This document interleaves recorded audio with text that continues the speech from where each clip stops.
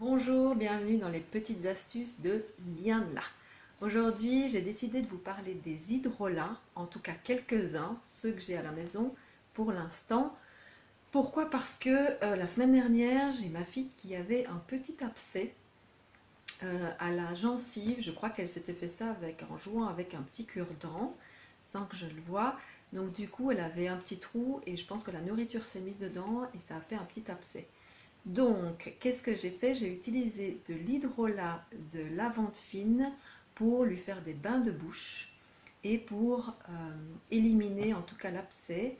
Et franchement, avec 5 fois par jour, non même pas 5 fois par jour, 2 fois par jour, euh, des bains de bouche. Donc j'ai mis 2 cuillerées à café dans un petit gobelet qu'elle a pris après s'être lavé les dents, donc le matin et le soir.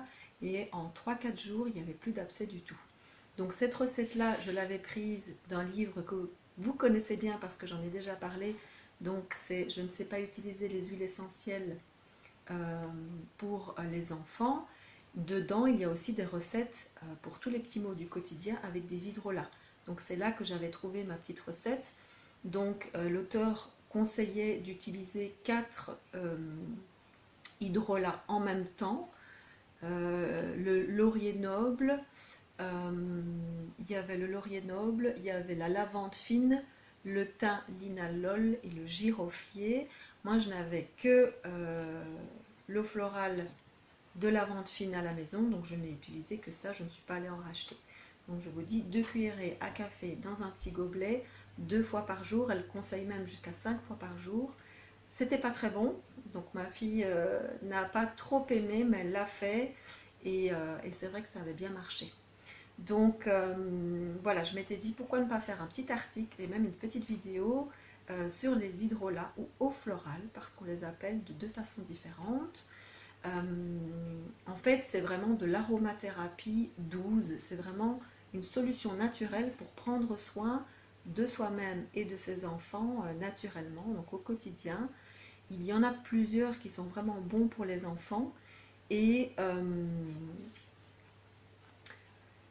l'intérêt aussi des hydrolats, des eaux florales par rapport aux huiles essentielles, c'est qu'elles n'ont pas, donc pour les huiles essentielles, il faut quand même faire attention pour certains, enfin pour certaines pour les enfants notamment et pour les femmes enceintes.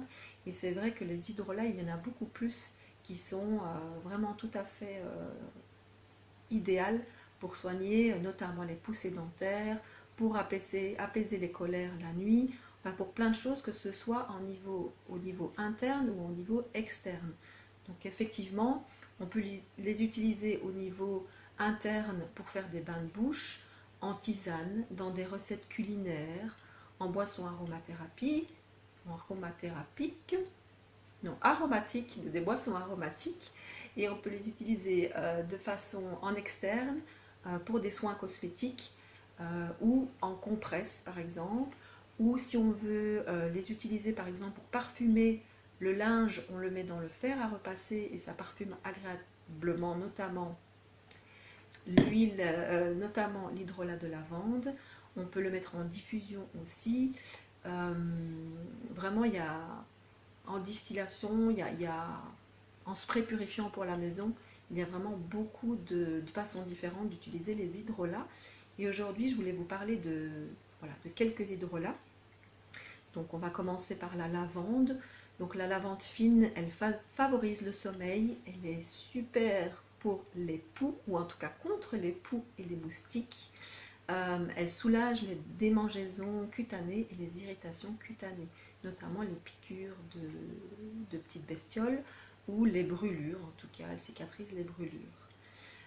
Vous avez également la rose. Alors la rose, elle a une odeur très particulière que moi j'aime beaucoup, que j'utilise beaucoup dans les ateliers de fabrication cosmétique pour faire les soins du visage, donc la crème du visage pour les adultes. Et en général, elle part vite parce que c'est une odeur que beaucoup de gens aiment. Je ne sais pas si ça rappelle la grand-mère ou quelque chose, mais en tout cas, c'est une odeur qu'on aime beaucoup. C'est une odeur très particulière en tout cas. Et enfin, moi, je l'aime beaucoup parce que elle est vraiment apaisante sur la peau. sur les peaux ultra sensibles et irritées. Moi j'ai la peau assez sensible et en plus quand on la met dans sa crème visage, elle a vraiment une odeur très particulière. On peut la mettre aussi sur le doudou si c'est une odeur que les enfants aiment bien, pourquoi pas. Donc vous avez également la fleur d'oranger. Alors ça évidemment la fleur d'oranger on adore, je pense. Vraiment c'est une odeur aussi particulière pour la plupart des gens. Donc elle a cette particularité aussi de calmer les enfants agités, de calmer les pleurs, les colères. Et elle est très bonne pour la peau, donc en soins cosmétiques. Je l'ai dit dans une autre vidéo, je pense, dans la recette du gommage, on la met également dans le gommage pour apaiser la peau après l'exfoliation. Donc vraiment, et en plus l'odeur. Voilà.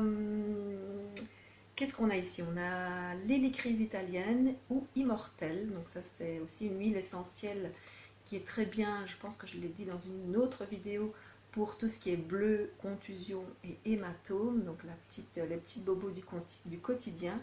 Et vous avez donc son pendant en eau florale, j'y arriverai. Vous avez le bleuet que j'ai ici, qui a aussi une odeur assez particulière, ça il faut aimer aussi. On peut l'utiliser dans les soins du visage également, pas du village mais du visage également. Elle est super pour tout ce qui est poche et cernes en dessous des yeux. Elle apaise aussi les yeux irrités quand par exemple un enfant a reçu du sable dans les yeux ou quelque chose dans les yeux. On peut mettre sur un coton et on peut vraiment nettoyer les yeux avec. Elle calme les peaux réactives et les muqueuses aussi. Donc elle est vraiment fantastique. Donc moi je n'ai que ça, mais j'en avais, j'avais aussi, je ne l'ai pas mise, mais la camomille romaine, pour moi c'est voilà, c'est la préférée, en tout cas pour les enfants. Donc ça devrait être la number one pour les parents, parce qu'elle apaise aussi les yeux irrités, les infections, les orgelets, la conjonctivite. Elle soulage les douleurs abdominales ou les douleurs des dents. Donc vous pouvez en mettre un petit peu quand vous avez un enfant qui a des dents qui poussent. Donc vraiment, les coliques aussi. Elle calme les enfants agités, elle favorise l'endormissement. Et au niveau cosmétique, elle soulage l'eczéma, l'érythème fessier, la varicelle. Donc vraiment, la camomille romaine, je dirais que c'est un petit peu le couteau suisse des hydrolats, des eaux florales. La lavande, j'en ai déjà parlé. Qu'est-ce que j'ai dans ma liste aussi? Le tilleul favorise le sommeil et les peaux sensibles ou irritées. Voilà, il y en a beaucoup d'autres. Donc moi j'utilise souvent le bouquin dont je vous ai parlé pour soigner les petits bobos du quotidien. Vous avez aussi Patricia Dalmas qui a fait un petit livret sur les hydrolats pour les petits, pour les bébés, les enfants. En tout cas, il faut l'acheter 100% pur, bio bien entendu, et naturel, et concentré surtout. Il ne faut pas qu'il soit dilué avec d'autres choses. Alors pour ce qui est de la conservation, il y a deux écoles, je vais dire. Il y a l'école qui favorise, qui préfère avoir un conservateur dedans pour éviter l'éventuelle contamination microbienne. Et il y en a d'autres qui préfèrent pas, justement pour ne pas altérer le produit. Donc vous verrez dans les magasins des conservateurs ou pas dans les huiles essentielles que vous achetez. Moi je les utilise encore sans conservateur en tout cas. Si vous les ingérez, préférez-les sans conservateur, ça de toute façon. Il faut qu'ils soient bio évidemment.